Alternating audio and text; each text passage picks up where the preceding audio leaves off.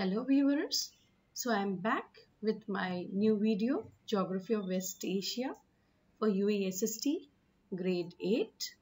I hope you're really doing well. So let's get started.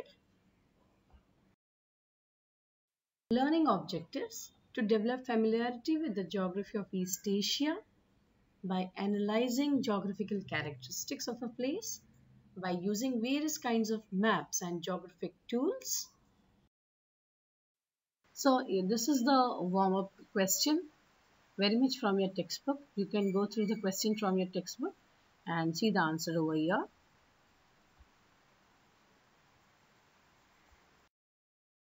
So here we begin the lesson, Geography of West Asia. The modern Middle East consists of West Asia and parts of North and East Africa. I have put up the map over here for you to clearly understand which are the regions which fall under the sway of West Asia. So West Asia includes present-day countries. So what are the names of those countries? Bahrain, Iraq, Jordan, Kuwait, Lebanon, Oman, Palestine, Qatar, Saudi Arabia, Syrian Arabian Republic, UAE, that is United Arab Emirates, and Yemen. The countries in West Asia have historical, cultural, physical, economic, and geographical characteristics that link them. So this is a common thread which binds all these countries of West Asia. Besides these characteristic features, Arabic is a common language in West Asia. Much of the region has an arid or desert environment.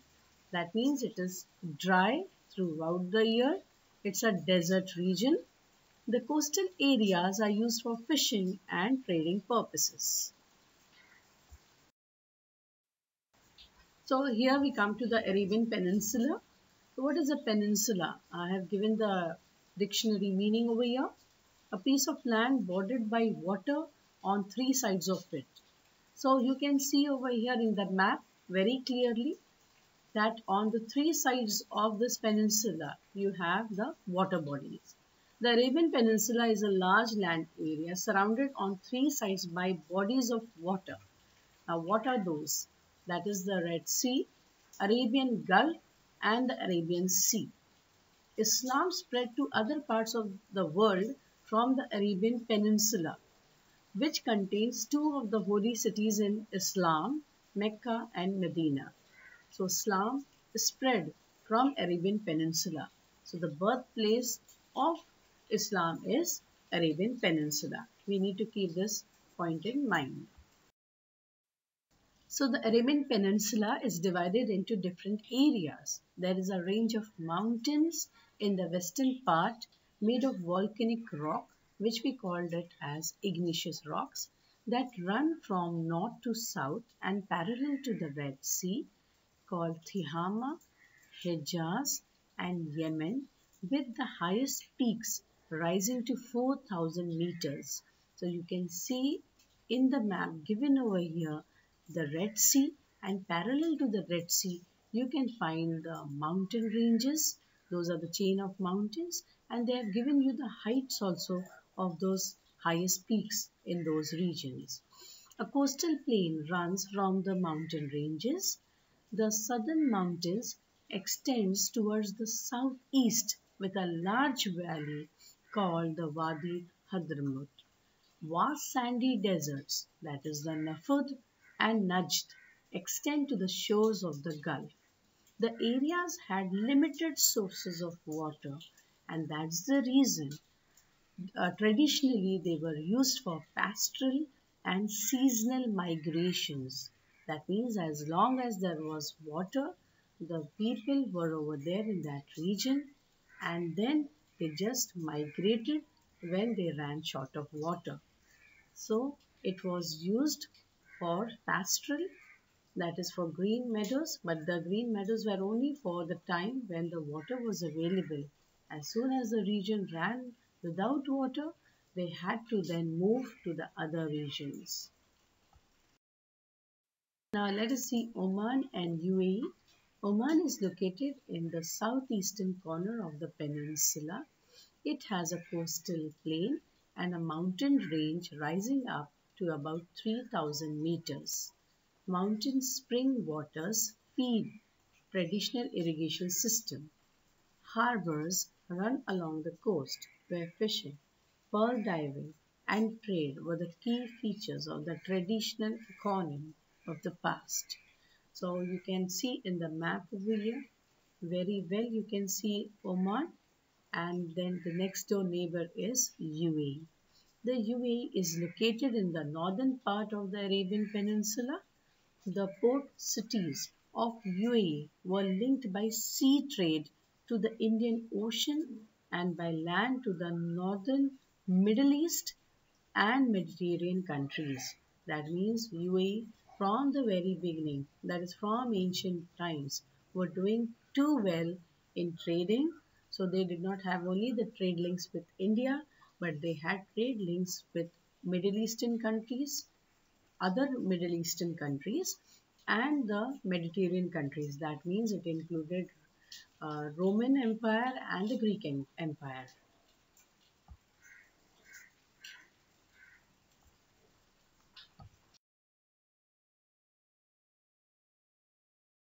Here you have the activity 1, very much from your textbook.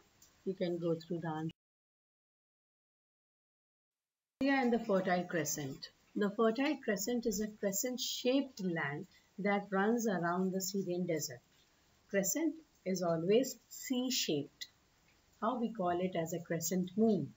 Why do we call it as a crescent moon? Because it is C-shaped. The map shows that in antiquity it included the fertile agricultural area of the Nile Valley in Egypt. That means in olden times, this particular region, which you can see in green, was an agricultural region, very much fertile region. But in recent years, the climate change has altered the arable areas of agricultural land. So it is no more in C shape. There are certain alterations or changes being done. Why? Because of the global warming. So it's a natural process. Less agricultural land has contributed to the recent problems of war and migration by the Syrian people and other refugees. So people would no more like to live in this region. Why? Because it has become less fertile as these two rivers, that is the Euphrates and Tigris, are on the verge of drying. So since they are on the verge of drying, so obviously it is leading to problems of less agriculture and water problems. That's the reason the people want to migrate from this region. And in recent times, you must have heard that it has led to lots and lots of wars, rivalries in this region. Now we proceed. Ancient civilizations, including the Assyrians, Greek and Roman empires, occupied the Fertile Crescent in ancient times, leaving ruins of cities and buildings behind as evidence. So before the spread of Islam, we had these people, that is the Assyrians, Greeks and Romans, who had occupied this particular region. And how do we know? The proof which was left by these people in the form of cities and buildings. So now you find only the ruins of those cities and buildings. Islam first spread outward from the Arabian Peninsula to the people in the Fertile Crescent. So as we have already seen in the previous slide, Arabian Peninsula was the birthplace of Islam. So from Arabian Peninsula, the adjoining region, which is the Fertile Crescent, so Islam spread slowly over there. The area known as Greater Syria is a historic area that includes the modern countries of Syria and Lebanon down towards Palestine. So you have this Fertile Crescent, and in modern days it is the Syrian region, the Lebanon and Palestinian areas. So that together was earlier known as the Greater Syria. In the west is a range of mountains that border the agricultural coastal plains on the western slope and the valleys of the interior. The Orontes River that feeds the agricultural land. Damascus is the capital of Syria. Now let us see Iraq. Iraq, which is very much a part of was the part of the Fertile Crescent. Iraq is a long stretch of land that stretches between and alongside the valley of the twin rivers, the Euphrates and Tigris. The two rivers originate in the snow-capped mountains of Anatolia in eastern Turkey and flow in a southeasterly direction where they empty into the Arabian Gulf. So over here you might be wondering that how is it that the Fertile Crescent has got so much of water in it. So it is also because of the snow-capped mountains in the region of Anatolia, which was in the region of eastern Turkey. Rather, it is in the region of eastern Turkey. Let me tell you, children, Turkey is such a nation which is lying in the European region as well as a part of it lies in Asia and flow when they are flowing, when the snow-capped mountains they melt, so the glaciers melting from there bring about lot of water to the southeastern direction, flowing and emptying, finally meeting the Arabian Gulf. Southern Iraq is a rich agriculture area set between the two great rivers. So these are the two great rivers, and southern region of Iraq is being rich because of these rivers Euphrates and Tigris. Silt. Silt from the deposit of the rivers make up the great alluvial plain called the Sawad, where irrigation makes agriculture possible. So a silt is what? When the river flows, it keeps on throwing a very soft and fine kind of soil. So when this soft and fine kind of soil, which is being thrown as the river keeps on flowing, when the river swells, during the time when they have flooding, then the water spreads over a vast expanse of land and the silt automatically spreads over the vast expanse of land, making the region fertile. So you have this Sawad region being very fertile and very much conducive for the growth of crops, and irrigation is possible in this region because of the supply of water from the rivers. The modern and historical capital cities of Baghdad is in this region, as well as other important cities such as Najaf and Basra. You must have come across these names now also, are in the south near the Gulf. The ancient cities of Babylon and Sumer were located in this region. Let me tell you, children, Babylon had hanging gardens, and those hanging gardens were called as one of the seven wonders of the world in ancient times. In northern Iraq, known as the Upper Mesopotamia, raised mountains and plateaus provide irrigation to the farmland growing mostly grain. To the northeast of the rivers is a mountain range that extends to Anatolia. The country Kurdistan is known after the Kurds who live there and who have their own language. So the Kurds have their own language and the country which belongs to them is automatically called as Kurdistan. The pastoral land of the Kurdistan are used mostly for raising of sheep and herding animals. That means that these people are mostly into animal husbandry. They rear cattle, and with the cattle, obviously, they earn their livelihood. Now you have activity 2 very much from your textbook. You can go through. I've put up in the same slide. Children, please go through.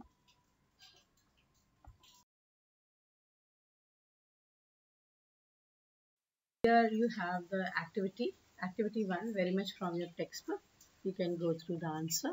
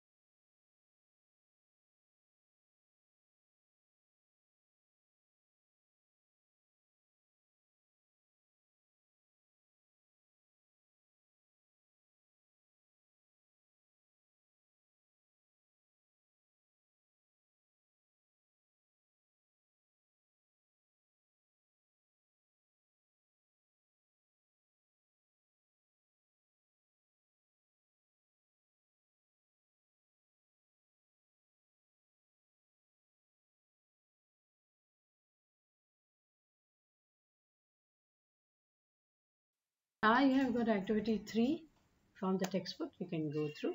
They have asked us 5. I have put up 6 over here.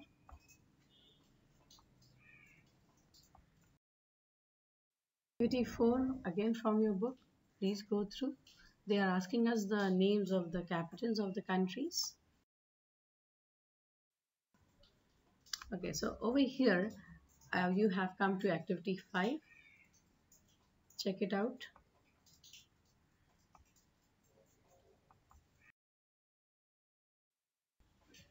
Here you have the plenary questions. You can go through the plenary questions. I hope you'll be able to answer it well. Thank you so much, children, for watching my video. See you next time with my new video. Till then, take care. Bye bye.